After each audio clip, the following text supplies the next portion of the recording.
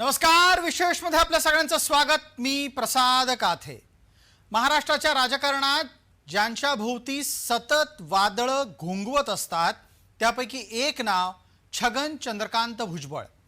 भुजबळ आता पुन्हा एकदा चर्चेत आले आहेत, किंबहुना वादाच्या केंद्रस्थानी आले आहेत ते मंत्रीपद न मिळाल्यानं। भुजबळ यांचा प्रवास संघर्षाचा आहे आणि वळणावळणाचा आहे। आताही मंत्रीपद न मिळाल्यानं भुजबळ राजकीय वाटेला नवं वळण देणार अशी चर्चा असतानाच भुजबळांच्या समोरचे पर्याय खरंच आता उरले आहेत का आणि पर्याय संपले असतील तर भुजबळ काय करतील याची चर्चा आजच्या विशेषमध्ये। कुठेतरी नव्यांना संधी देण्यासाठी ज्येष्ठांना डावललं जाते असं त्यांनी सांगितलं आम्हाला।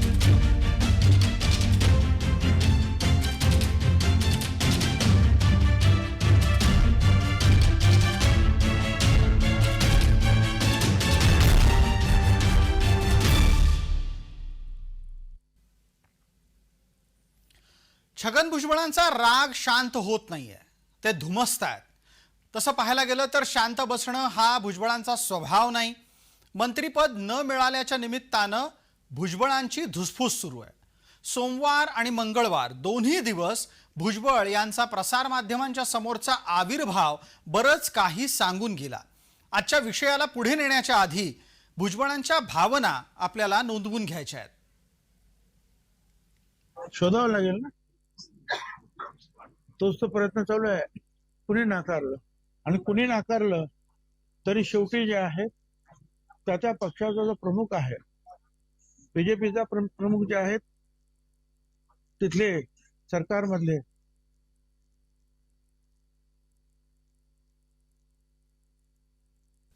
माझ्यासाठी जीव काढला माझ्या लोकांनी मला निवडून आणण्यासाठी। मी त्यांना मी काय सांगू, मी राजीनामा देऊ शकत नाही, कारण राज्यसभेवर जायचं असेल तर विधानसभेचा राजीनामा द्यावा लागेल। आणि मी त्यांना सांगितलं 1-2 वर्ष द्या मला, काय मी जातो तोपर्यंत माझ्या मतदारसंघात मी स्थिर स्थावर सरळ करीन आणि मग त्यांचा निरोप घेऊन तुमच्याकडे येतो आणि मग जातो। प्रश्न मंत्रिपदाचा नाही, प्रश्न ज्या प्रकारे अवहेलना करण्यात आली त्याचा आहे आणि त्याच्या संदर्भात मी उद्या तुम्हाला आणखीन काही सांगेन चर्चा। आणि त्यांनी सांगितलं की मोदी साहेबांनी आणि अमित शाह साहेबांनी सांगितलं की नाशिकला भुजबळच उभे राहणार। मी म्हटलं बरं आमची तयारी नाही, आम्हाला तुम्ही एकदम शॉक केला, 24 तास द्या, आम्ही उद्या सांगतो तुम्हाला। परत उद्या गेलो, म्हटलं दुसरं कोणाला समीरला उभं करा, दुसरं कोणाला नाही, म्हणजे तुमचं नाव त्याने प्रकर्षाने घेत तुम्ही उभे राहा। मी काही लहान खेळ नाही का तुमच्या हातातलं, तुम्हाला वाटेल तेव्हा तुम्ही आता वरती, आता बसा खाली, आता निवडणूक लढवा, बर तेही जाऊ द्या, पण माझ्या मतदारसंघातील लोकांना मी राजीनामा दिल्यानंतर काय वाटेल। आणि मी त्यांना सांगितलं मी नक्कीच राहायला मला जायचं आहे, पण मला थोडे दिवस द्या, माझ्या मतदारसंघामध्ये माझी काही कामं आहेत ती पूर्ण करतो, लोकांची समजूत काढून मग जाऊ। म्हणजे तुम्ही म्हणणार बस बस उठ, छगन भुजबळ तसा मनुष्य नाही। कुणी नाकारलं तरी शेवटी जे आहे त्या पक्षाचा जो प्रमुख आहे, बीजेपीचा प्रमुख जे आहेत तिथले सरकारमधले ते देवेंद्र फडणवीस आहेत, ते निर्णय घेतात। शिंदे गटाचे जे प्रमुख आहेत ते शिंदे साहेब आहेत, ते त्यांच्या गटाचा निर्णय घेतात। आणि बाकीचं काही असलं तरी आमच्या गटाचे जे प्रमुख आहेत अजित पवार ते त्यांचा निर्णय घेत असतात। बाकी काय सगळे सांगत असतात, प्रत्येकालाच मंत्रिपद पाहिजे असतं। छगन भुजबळांच्या नाराजीचा स्वाभाविक परिणाम झालाच आणि हा परिणाम भुजबळांच्या समर्थकांच्या रागातून व्यक्त झाला। भुजबळांच्या समर्थकांनी हा राग व्यक्त केला तो थेट अजित पवारांवर। हळूहळू नाशिकच्या भुजबळ फार्मवरती भुजबळ समर्थकांची गर्दी होताना आपल्याला बघायला मिळतो। अशा पद्धतीने लोक हे गर्दी करतायत। खरं तर मंत्रिमंडळामध्ये स्थान न मिळाल्याने भुजबळ हे नाराज आहेत आणि अशा पद्धतीचं नाराजी त्यांनी ही व्यक्त केलेली आहे। आपण आलेले काही हे कार्यकर्ते आहेत, पदाधिकारी आहेत, त्यांच्याशी बोलूया, काय भावना आहे। ओबीसींना, दलितांना, पददलितांना सामावून घेणारा नेता आहे। त्या नेत्याला असं काय कारण होतं की जर ती मंत्रिमंडळात घेऊ नये? त्यांच्यावर आमच्या दृष्टीने खरोखर अन्याय झालेला आहे. साहेबांवर आता ह्या टायमाला असा अन्याय म्हणजे खूप चुकीची गोष्ट आहे. आमचा सगळा महिला वर्ग खूप नाराज आहे आणि आता साहेब जे म्हणतील तीच आमची दिशा राहणार आहे. साहेब जो निर्णय घेतील त्याच्याबरोबर आम्ही राहणार आहे. सगळे महिला पदाधिकारी आमचे काही भावंड वगैरे सगळे त्यांच्याबरोबर आहे. राष्ट्रवादी जेवढी आहे तेवढी सगळी साहेबांबरोबर आहे. साहेब जो निर्णय घेतील त्याला आम्ही सगळेजण एकत्रित येऊन म्हणजे होकार देणार आहेत. तर एकही कारण असं त्या ठिकाणी दिसत नाहीये की भुजबळांना डावललं का, हा खरं तर आमच्याच मनात पडलेला प्रश्न आहे. आणि आम्ही तो आदरणीय अजितदादा आणि पक्षाला आम्ही तेच विचारतोय की आपण नेमकं भुजबळ साहेबांना का डावललं. कार्यकर्ते जे आहेत आता हे नाशिकच्या भुजबळ फॉर्मवरती येताना आपल्याला बघायला मिळतोय. त्यामुळे या सगळ्या लोकांशी बोलून किंवा चर्चा करून ते आपली भूमिका मांडणार आहेत. त्यामुळे नेमका आज भुजबळ काय भूमिका मांडतात हे बघणं महत्वाचं असणार आहे. किरण गोटूर, जय महाराष्ट्र न्यूज, नाशिक. तुम्ही ऐकलत कार्यकर्ते काय म्हणत होते? जेवढे आहोत तेवढी राष्ट्रवादी आहे. थोडक्यात काय तर भुजबळांच्या समर्थकांना आता त्रासातून किंवा या संतापातून जबाबदारीचे सामूहिक राजीनामे द्यायचे आहेत आणि तशी भूमिका त्यांनी जाहीरपणे घेतली आहे. नाही, आज बैठक नाहीये साहेबांचं. रात्री नागपूरहून नाशिकमध्ये आज साहेब आलेले, साहेबांना भेटण्यासाठी कार्यकर्ते जमत आहे. समता परिषदेची बैठक उद्या 11 वाजता ठेवण्यात आलेली आहे प्रमुख कार्यकर्त्यांची. साहेब त्यानंतर साहेब कार्यकर्त्यांशी चर्चा करणार आहे. जयशंकर फेस्टिवल हॉल म्हणून आहे औरंगाबाद रोडला, तिथे मीटिंग आहे समता परिषदेची महाराष्ट्र राज्याची आणि तिथे महाराष्ट्रातील सर्व समता परिषदेचे पदाधिकारी आणि प्रमुख लोक उपस्थित असणार. हा, मग आता साहेब आता लोक जमायला सुरुवात झालेली आहे. आता साहेब बोलतील सर्वांशी आणि त्यानंतर काय भूमिका घ्यायची ती घेतील आणि साहेब जी भूमिका घेतील त्या भूमिकेबरोबर संपूर्ण ओबीसी समाज आणि आम्ही सर्व कार्यकर्ते असू. आता इथंच कहाणीला पहिलं वळण येत आहे आणि ते वळण आहे पर्यायांचं. पहिला पर्याय आहे भुजबळांच्या समोर की त्यांच्या समर्थकांना त्यांनी राष्ट्रवादीपासून दूर होण्यास सांगावं. त्यानंतर स्वतः पक्षाच्या प्राथमिक सदस्यत्वाचा राजीनामा द्यावा, पण आमदारकी मात्र सोडायची नाही.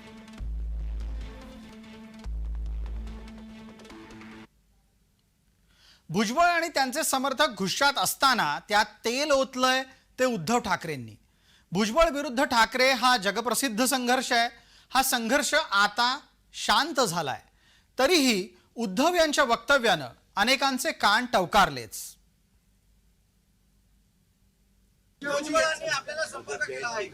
भुजबळांनी अद्याप संपर्क जरी केलेला नसला तरी भुजबळ हे अधूनमधून माझ्या संपर्कात असतात. आता या कहाणीला इथं दुसरं वळण येतं आणि ते दुसरं वळण असतं की भुजबळ भविष्यात काय करणार याच्या संदर्भातलं त्यांचा पर्याय क्रमांक 2 काय आहे. राष्ट्रवादीचा राजीनामा देणं आणि ठाकरे गटामध्ये सामील होणं, मात्र आमदारकी न सोडणं, हा दुसरा पर्याय भुजबळांच्या समोर असू शकतो.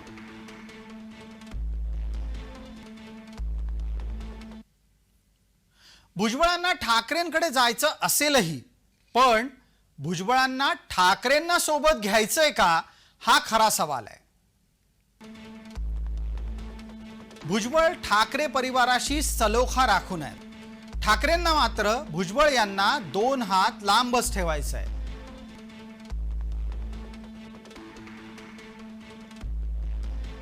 भुजबळ आले तर पक्षात सर्वात ज्येष्ठ सदस्य बनतील आणि म्हणूनच संजय राऊत यांच्यासारखे दुसऱ्या फळीचे नेते त्यांचं स्वागत खुल्या दिलानं करणार नाहीत. छगन भुजबळ आले तर सोबत समीर भुजबळही येणार. याच्या उलट ठाकरेंच्या घरामध्ये नवं नेतृत्व तयारच आहे. भुजबळ साहेब म्हणतात की जहा नाही चायना वहा नाही राहिना. मला माहित नाही की आता या वयामध्ये किंवा त्यांना कुठे चेन पडेल अशा ठिकाणी ते जातील किंवा त्यांचा कोणी विचार करेल असं मला वाटत नाही. भुजबळ साहेबांचं नाराजी नाट्यातून काय होईल हे म्हणण्यापेक्षा काहीतरी पदरात पाडून घेण्याकरता किंवा काहीतरी पदरात पडलं तर त्यांना शांत राहावं लागेल. आजच्या घडीला कोणालाही कुठल्याही प्रकारची नाराजी ही व्यक्त करण्याच्या पलीकडे काही हातामध्ये राहिलेलं नाही. इतकं महायुतीकडे पाशवी बहुमत आहे.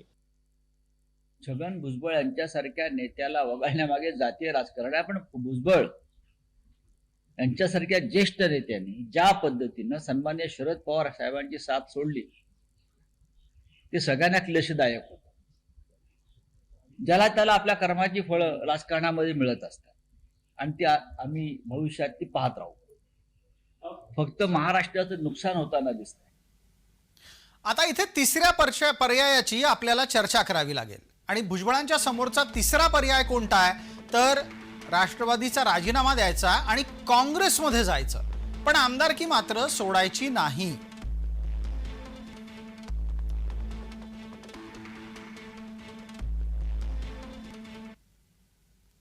वरकरणी भुजबळ काँग्रेसमध्ये स्थिरावतील अशी शक्यता जरी असली तरी आजची काँग्रेसची स्थिती अशी नाही की खुल्या दिलानं भुजबळांचं काँग्रेसमध्ये स्वागत होईल. भुजबळ दणकट ओबीसी नेते आहेत. काँग्रेसमध्ये त्यांच्या तोडीला वडेट्टीवार आणि पटोले आधीच उपस्थित आहेत आणि भुजबळ आले तर वडेट्टीवार आणि पटोलेंना ते वरचढ ठरू शकतात.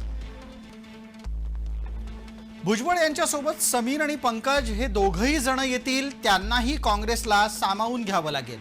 त्यामुळे 2 आमदारक्या 1 खासदारकी सोडण्यास काँग्रेस इतक्या लवकर तयार होईल असं नाही.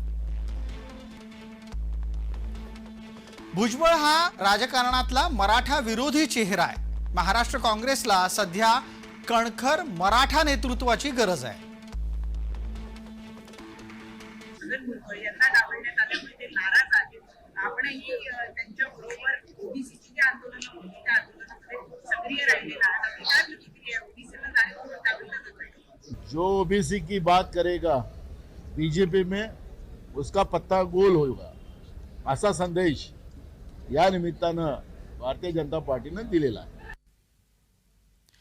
इतक्या सगळ्या घडामोडी होत असताना मनोज जरांगेंची स्वाभाविक प्रतिक्रिया आलेली आहे. आधी मंत्रिपद मिळालं तर वरती पक्ष चांगला होता, आता पक्ष वाईट. आता फडणवीसच्या विरोधात तू आता ओबीसीला उठिणार, तू आहे मंत्रिपदासाठी, तुला मध्ये जायचं दिसतंय. पुन्हा हे असले दलिंदर विचाराचे लोक काही कामाचे नाहीत. स्वतःला दिलं की मग अन्याय नाही ओबीसीवरती. मग ती पक्ष चांगला, पक्षाचा नेता पण चांगला तुला मिळाला आणि तुला नाही मिळालं, तुला खपा ना, त्याला खपा नाही. बाकीचे जे ओबीसीचे झालेत ना मंत्री त्याला खपा नाही, त्याला पाहिजे सगळं खायला लागतं त्याला एकट्याला, दुसऱ्याला नाही. मग लगेच अन्याय होतो. काय अन्याय नाही, काही नाही. मग अशा स्थितीत भुजबळांच्या समोरचा चौथा पर्याय असतो तो भारतीय जनता पार्टीचा, पण तिथेही भुजबळांच्यासाठी प्रवेश सहज शक्य नाही. भारतीय जनता पार्टी हिंदुत्वाचा अजेंडा घेऊन चालतीये, तर भुजबळ यांना हिंदू देवदेवतांच्या बद्दल केलेल्या अनेक वक्तव्यांमुळे वादग्रस्त भूमिका घेताना पाहिलं गेलंय. भुजबळ ओबीसींची भूमिका लावून धरतायत. भारतीय जनता पार्टीच्याकडे सध्या पुरेसं आणि सक्षम ओबीसी नेतृत्व आहे.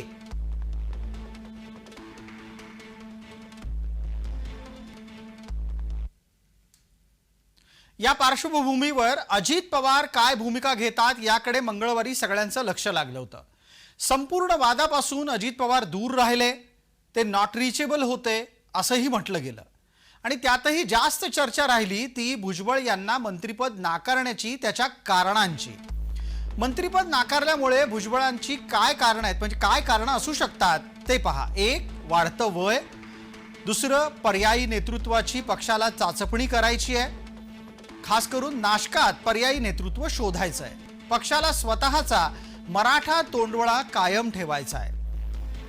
जो कोणी भविष्यात पक्ष नेतृत्वाला आव्हान देऊ शकतो त्याला आत्ताच नियंत्रणात आणायचं आहे आणि भुजबळांची रवानगी ही मार्गदर्शक मंडळामध्ये करायची आहे. ही संभाव्य कारणं आहेत जी भुजबळांना मंत्रिपद नाकारण्याच्यासाठी लागू पडू शकतात. मला एक साधा प्रश्न आहे की जशी नाराजी भुजबळ साहेबांची झाल्यानंतर काही उतावीळ कार्यकर्त्यांनी जोडो मारा आंदोलन केलं, भारतीय जनता पार्टीमध्ये सुद्धा अशा नाराज्या झाल्या. देवेंद्रजींच्या विरुद्ध तर कोणी रस्त्यावर नाही उतरलं चपला जोडो मारो आंदोलन करायला. शिंदे साहेबांचे पक्षात अशा नाराज्या झाल्या, त्यांनाही त्यांच्या विरुद्ध कुठं आंदोलन दिसलं नाही. पण अजितदादांनी अन्याय केला ओबीसींवर, आता मारा जोडे. ही कुठली पद्धत आहे? हा कुठला महाराष्ट्र आहे?